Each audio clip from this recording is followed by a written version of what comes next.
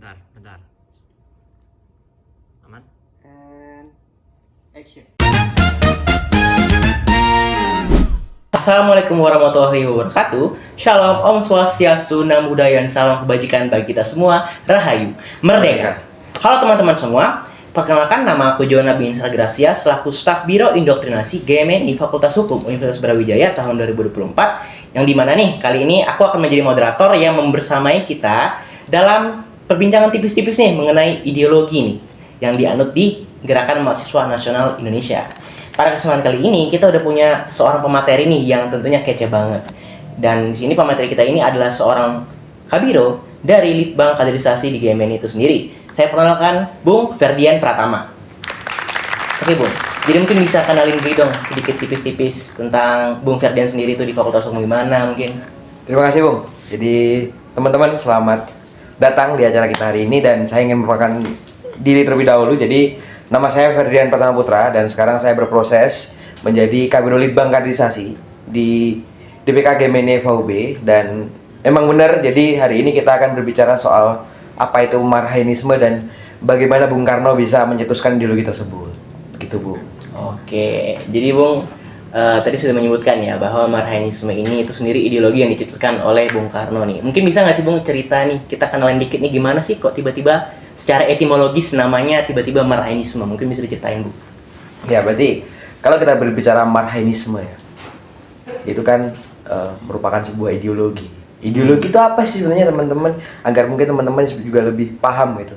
Ideologi kan artinya sebuah pemikiran. Ideas, logos. Idea artinya pemikiran. Logos itu tempat bersandarnya pikiran. Jadi kalau ditanya apa itu ideologi adalah jalan pikiran atau bersandarnya pikiran. Jadi kalau ditanya ideologi itu apa adalah bersandarnya pikiran. Kemudian kalau ditanya kembali apa itu marhainisme dan kenapa marhainisme bisa disebut sebagai sebuah ideologi dan bagaimana sejarah marhainisme itu muncul?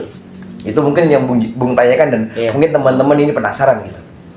Sebenarnya kalau dilihat dari sudut pandang sejarah, kita tarik histori. Bung Karno muda itu sangat suka membaca ya, dan memang bacaan Bung Karno pada saat itu memang buku-buku yang keras ya, ideologi kiri. Jadi kalau teman-teman tahu, kalau Bung tahu juga kan Karl Marx dalam ideologi Marxismenya, kemudian ada Lenin dengan Leninismenya, kemudian ada ideologi sosialisme. Jadi kalau dikatakan marhainisme itu juga bentukan ataupun perwujudan sosialisme, kemudian ideologi Marxisme yang lahir di Indonesia gitu, hasil pemikiran dari Bung Karno. Terus kemudian kalau dari sudut pandang kebahasaan nih, kenapa kok sebutnya marhainisme? Kenapa nggak nyebutnya ya udah sosialisme saja atau mungkin sebutnya Marxisme saja gitu? Kalau ditanya seperti itu sebenarnya dari sumber ya yang saya dapatkan. Jadi Bung Karno dulu itu bertemu seorang petani yang namanya Marhaen. Dan kalau kita lihat, Marxisme itu kan adalah teori yang membagi kelas-kelas sosial. Jadi antara borjuis kemudian proletar, jadi kelas sosial. Ketika Bung Karno melihat dan membandingkan apa yang ada di Indonesia dengan teori milik Karl Marx, ini terdapat sedikit perbedaan ketika ia menemui seorang petani yang bernama Marhaen tadi yang saya sebutkan. Ketika dia bertemu Marhaen, dia itu menyadari bahwasanya ada perbedaan antara kelas sosial yang diklasifikasikan oleh Karl Marx dengan apa yang ada di Indonesia. Marhaen itu adalah petani yang dia tuh punya alat produksi sendiri. Dia punya tanah, dia punya alat produksi untuk mencukupi kebutuhannya sehari-hari. Namun dia ini belum bisa mengentaskan hidupnya sendiri karena tertindas oleh sistem. Makanya kalau ditanya secara etimologi dari sudut pandang sejarah seperti apa, Bung Karno menemui Marhaen dan mengetahui bahwasannya ada loh orang-orang atau kelompok-kelompok sosial yang dia itu punya alat produksinya sendiri tapi dia ditindas oleh sistem. Kan kalau dibilang juga marhainisme itu kan antitesis dari kapitalisme, antitesis dari ideologi barat begitu. Jadi kalau misalkan ditanya seperti itu. Kemudian ditanya lagi, kenapa kok sampai itu dijadikan sebuah ideologi? Kenapa kok marhainisme, padahal Bung Karno cuma bertemu petani, kenapa kok sampai dijadikan ideologi? Karena Bung Karno memandang percontohan marhain sebagai kaum yang tertindas itu dapat dijadikan semangat yang sama, dapat dijadikan landasan perjuangan yang sama. Makanya marhainisme, dari kata marhain itu tadi, itu dijadikan landasan untuk membela rakyat-rakyat yang tertindas oleh sistem, tapi dia memiliki hak produksi sendiri. Seperti itu, Bung Jona. Oke, baik Bung. Jadi tadi sudah dijelaskan ya secara singkat nih bagaimana kemudian konsepsi marhainisme itu lahir nih dari sebuah cerita yang sangat sederhana sebenarnya oleh Bung Karno ya. Ini kalau dalam teman-teman yang belajar dalam Fakultas Ilmu Sosial dan Ilmu Politik, ini biasanya dikenal dengan teori analisis sosial atau teori konsepsi sosial, di mana kita itu menemui suatu kejadian yang kemudian kita menyangkutkannya dengan permasalahan umum secara sosial yang lebih umum lagi, sehingga terjadilah sebuah konsepsi yang kemudian menjadi dasar daripada marhainisme itu sendiri. Kemudian tadi Bung Ferdian juga sudah menjelaskan ya bahwa ternyata ini marhainisme ini konsep atau kritikan ya Bung, jadi secara singkat tadi. Ya sebenarnya kritikan dari kapitalisme kan. Bung Karno pada saat itu, Soekarno muda hidup itu kan di bawah di bawah kekuasaan kolonialisme Belanda pada saat itu. Makanya pasti jelas lah berbeda dengan sekarang. Mungkin kaum marhain itu lebih banyak pada saat itu, karena ya kita tahu lah bagaimana VOC memonopoli pasar pada saat itu, VOC memonopoli petani pada saat itu. Makanya Bung Karno melihat bahwasanya marhainisme itu, kalau misalkan semua orang tahu, memiliki kesadaran yang sama, memiliki perasaan senasib, itu menjadi sebuah gerakan yang besar seperti itu. Makanya dianggap sebagai landasan berpikir itu Bung Karno. Oke Bung, tadi kan Bung tadi menyebutkan nih ada mengenai saat itu dan saat ini. Kira-kira menurut Bung sendiri, kalau ideologi marhainisme ini saat ini tuh bagaimana sih relevansinya Bung di masyarakat umum lah, kalau kita bilang seperti itu? Baik, kalau kita tadi Bung Jona menanyakan ya. Jadi kalau marhainisme ini apa masih relevan ya, kurang lebih begitu ya? Apakah sampai sekarang ini menjadi topik perbincangan atau topik yang masih santer diperbincangkan yang menjadi primadona begitu ya untuk mahasiswa khususnya, atau mungkin bagi kalayak banyak orang? Ya sampai hari ini saya mengatakan masih, karena ya kita tahu Indonesia ini negara berkembang, dan sempat loh pada waktu itu zamannya Soeharto, dan bahkan sekarang pun Indonesia juga dikenal sebagai negara agraris. Agraris itu apa ya? Mayoritas apa namanya? Penduduknya adalah seorang petani gitu. Kemudian kalau ditanya apakah itu masih relevan? Ya saya sangat sependapat, saya sangat setuju bahwa masih relevan, karena faktanya sampai hari ini banyak sekali memang orang-orang yang dia itu punya alat produksi sendiri. Dia punya kemampuan untuk menaikkan taraf hidupnya, tapi tidak bisa menaikkan taraf hidupnya karena negara ataupun pemerintah ini justru menjadikan mereka. Sebagai contoh ya, saya berikan contoh seperti ini. Misal, petani dia tuh punya tanah, sebidang tanah yang ya anggap aja lumayan lah. Dan secara hitung-hitungan seharusnya dia tuh bisa mencukupi kehidupannya, bahkan itu bisa menghidupi orang lain. Namun yang menetapkan harga pupuk, kemudian yang menetapkan harga jual beras, yang menetapkan harga pasti pemerintah gitu. Dan kemudian kalau petani mendapatkan subsidi pupuk itu kesulitan. Kalau petani itu menetapkan harga beras itu tidak ada regulasi yang tepat, tentunya petani itu juga sulit gitu loh. Dan itu juga yang menjadikan alasan kenapa kalau ditanya nih anak-anak muda sekarang, ada yang nggak cita-cita jadi petani? Atau ada yang nggak cita-cita jadi peternak? Ada nggak cita-cita di situ? Nggak ada. Karena peternak itu bukan pekerjaan impian. Padahal kalau kita lihat ya, kalau peternak itu punya peternakan yang besar, atau petani punya lahan yang besar, dan kemudian bisa menggunakan teknologi dengan baik, itu pasti menjadi salah satu profesi yang menjanjikan.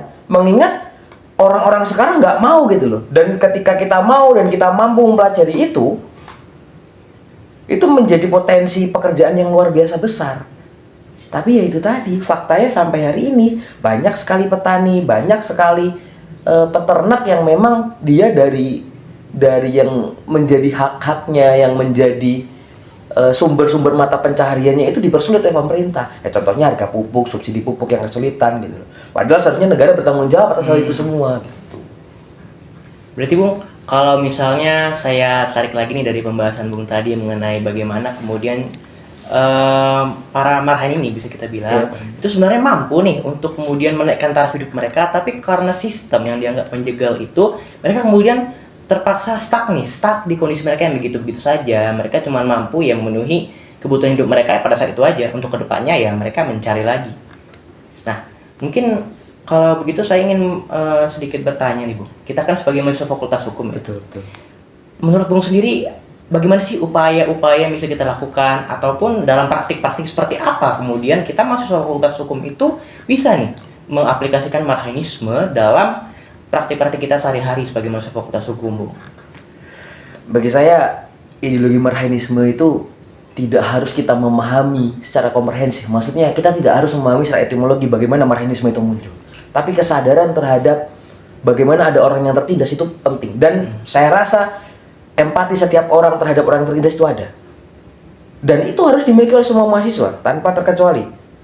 Gitu. Jadi kalau misalkan ditanya, bagaimana kita sebagai mahasiswa hukum, bagaimana kita sebagai mahasiswa ketika melihat ada kaum-kaum marhain, ada kaum-kaum yang tertindas, bagaimana kita menyikapinya? Yang pertama, kita tuh harus tahu kita tuh sebagai apa sekarang. Sebagai mahasiswa, sebagai orang yang terpelajar. Kesempatan menjadi mahasiswa itu tidak semua orang bisa loh. Dan bagi saya mahasiswa itu predikat yang luar biasa. Bahkan ketika kita belum menyandang gelar sarjana loh ya. Kita belajar di Fakultas Hukum, kita belajar di perguruan tinggi, itu adalah sebuah privilege. Dan yang harus kita lakukan apa? Ya belajar sebaik mungkin agar keilmuan kita itu bisa membantu mereka. Sebagai contoh, karena saya mahasiswa Fakultas Hukum ya, dan Bung juga mahasiswa Fakultas Hukum, dan kemudian pertanyaan seperti itu, apa yang kita bisa lakukan? Ya kita harus memahami keilmuan hukum secara komprehensif, agar ketika nantinya pemerintah memberikan kebijakan atau regulasi yang itu justru menyengsarakan rakyat atau kaum marhain, kita bisa mengkritik. Dan kita sebagai orang yang terpelajar itu juga bisa memberikan pencerdasan kepada kaum-kaum marhain ini. Bapak dan Ibu, oh begini loh, hukum di Indonesia itu seperti ini. Dan Bapak dan Ibu ini bukan tidak mampu, tapi memang negara ini jahat pada Bapak Ibu. Makanya ketika kita bisa melakukan pencerdasan kepada teman-teman atau orang-orang yang kaum-kaum marhain ini, kesadaran itu muncul.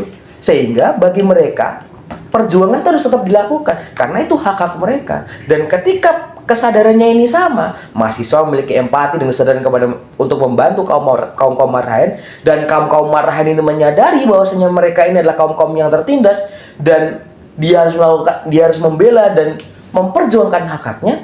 Saya kira itu akan menciptakan Indonesia yang kita cita-citakan selama ini. Oke, terima kasih Bung, sangat konkret sekali jawabannya. Oke Bung, tadi kan mungkin kita sudah sedikit ya menyerempet ke ranah-ranah yang sifatnya praktik lah. Mungkin ini terakhir kita kembali ke teori sedikit ya nih Bung ya. Kita mau bahas nih bahwa di marhainisme itu sendiri kita punya asas nih yang namanya sosiodemokrasi, sosionasionalis, dan juga ketuhanan yang Maha Esa. Menurut Bung sendiri, penerjemahan Bung deh, bagaimana kira-kira maksud daripada asas-asas itu mungkin Bung? Oke. Benar ya pertanyaannya. Kan ada 3 asas dalam marhainisme itu yang menjadi landasan berpikir juga ya. Ada sosiodemokrasi, sosionasionalisme, dan ketuhanan yang Maha Esa. Jadi karena memang saya sebutkan di awal tadi, marhainisme itu juga lahir atau secara sejarah itu ditarik dari sosialisme juga. Makanya salah satu asasnya ya sosionalisme dan sosiodemokrasi. Sosionalisme itu mengandung artian bahwasanya marhainisme itu juga dipandang sebagai ideologi yang dia itu berasal dari ada kaitannya dengan ideologi nasionalisme. Karena kalau ditanya nasionalisme itu apa, adalah perasaan cinta tanah air, perasaan senasib seperti itu. Tapi open minded, sosionasionalisme, marhainisme itu open minded, nggak seperti nasionalisme yang ekstrim. Karena kalau nasionalisme ekstrim itu kan seperti Calvinisme punyanya Hitler pada saat itu kan nasionalisme yang ekstrim gitu. Sedangkan marhainisme, sosionalisme dalam marhainisme ini dipandang sebagai sosionasionalis yang lebih open minded, dalam artian memperhatikan negara-negara lain, memperhatikan aspek-aspek lain, memperhatikan aspek-aspek sosial juga gitu.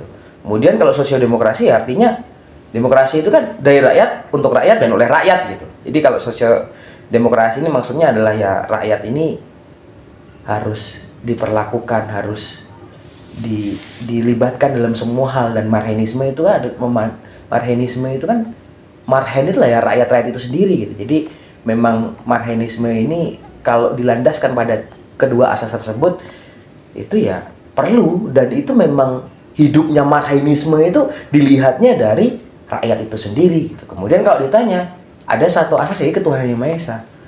Kenapa ketuhanan yang Maha Esa itu penting? Karena bagaimanapun kita punya Pancasila, yaitu ya pencetusan Bung Karno juga, dan ketuhanan yang Maha Esa itu penting juga karena dari tadi kedua asas tersebut tadi kan membicarakan soal bagaimana kita bermasyarakat, bagaimana apa yang ada di sekitar kita, bagaimana kita hubungan manusia antar manusia, dan religius itu penting juga sebagai orang yang menyadari Marhenisme itu penting. Karena saya rasa ya kalau kita mau empati kepada seseorang, mau berempati kepada kaum Marhaen gitu, religiusitas kita itu dilihat juga gitu.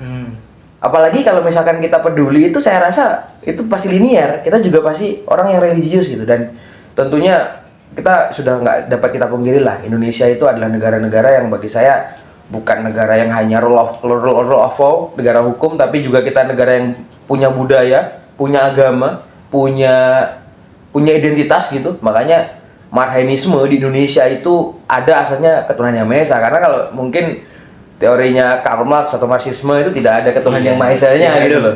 Begitu. Oke, itu tadi sudah dijelaskan ya mengenai bagaimana kemudian memang Marhenisme ini sebuah ideologi yang sangat unik nih, di mana kemudian kita itu memang dituntut untuk pertama-tama memiliki kereligiusan dulu, baru kita kemudian bisa mengaplikasikannya kepada nasionalisme. Ada kemudian kalimat yang menarik nih dari Bung Karno yang pernah ia tulis dalam sebuah surat kabar. Ya, di situ menyebutkan bahwa manusia tidak akan bisa mengabdi kepada Tuhan jikalau ia belum mengabdi kepada sesama manusia. Karena Tuhan itu ada di gubuk-gubuk mereka yang tertindas. Mungkin untuk sesi tanya jawab kita kali ini ya sudah cukup ya Bung, sudah banyak sekali ya tipis-tipis ya soal Marhenisme ya. Kalau untuk yang lebih rincinya lagi mungkin nanti kita bisa ngomongin di lain kesempatan nih Bu. Boleh, Bung, boleh. Oke. Jadi mungkin sekian ya untuk perbincangan kali ini. Saya Jona Bisa Gracia selaku moderator dan juga Ferdian Pratama Putra di sini sebagai pemateri. Pamit undur diri di episode kita yang kali ini yakni Bincang-bincang bareng Banteng. Wassalamualaikum warahmatullahi wabarakatuh. Shalom, Om Swastiastu, Namo Buddhaya, dan salam kebajikan bagi kita semua. Merdeka!